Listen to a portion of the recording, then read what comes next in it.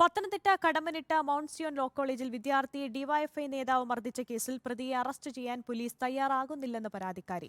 CPIM ജില്ലാ നേതൃത്വം ഇടപെട്ടതുകൊണ്ടാണ് പ്രതി ജെയ്സൺ ജോസഫിനെ അറസ്റ്റ് ചെയ്യാത്തതെന്നും വിദ്യാർത്ഥിനി ആരോപിച്ചു. എന്നാൽ പരാതി കെട്ടിച്ചമച്ചതാണെന്ന് DYFI block secretary Jaison Joseph പറഞ്ഞു. Pathanamthitta Kadammanitta Mount Zion law കോളേജിൽ വിദ്യാർത്ഥിനിയെ ഡിവൈഎഫ്ഐ നേതാവ് ജെയ്സൺ ജോസഫ് മർദ്ദിച്ചെന്ന പരാതിയിൽ ജെയ്സൺ ജോസഫിനെ കോളേജിൽ നിന്നും പുറത്താക്കണമെന്നാവശ്യപ്പെട്ട് യൂത്ത് കോൺഗ്രസ് സമരം നടത്തിയിരുന്നു. തുടർന്ന് ജെയ്സൺ ജോസഫിനെ കോളേജിൽ നിന്നും ഡിസ്മിസ് ചെയ്യുകയും ചെയ്തു. ജെയ്സൺ ജോസഫിന്റെ മുൻകൂർ ജാമ്യാപേക്ഷ ഹൈക്കോടതി തള്ളിയിരുന്നു. സുപ്രീം കോടതിയെ സമീപിച്ചിട്ടും അനുകൂല വിധി ലഭിച്ചില്ല. എന്നിട്ടും ജെയ്സൺ ജോസഫിനെ അറസ്റ്റ് ചെയ്യാൻ പോലീസ് തയ്യാറാകുന്നില്ലെന്ന് പരാതിക്കാരിയായ വിദ്യാർത്ഥിനി വ്യക്തമാക്കി. സിപിഐഎം ജില്ലാ നേതൃത്വത്തിന്റെ സമ്മർദ്ദമുള്ളതുകൊണ്ടാണ് ജെയ്സനെ അറസ്റ്റ് ചെയ്യാതിരിക്കുന്നതെന്നും വിദ്യാർത്ഥിനി ആരോപിച്ചു.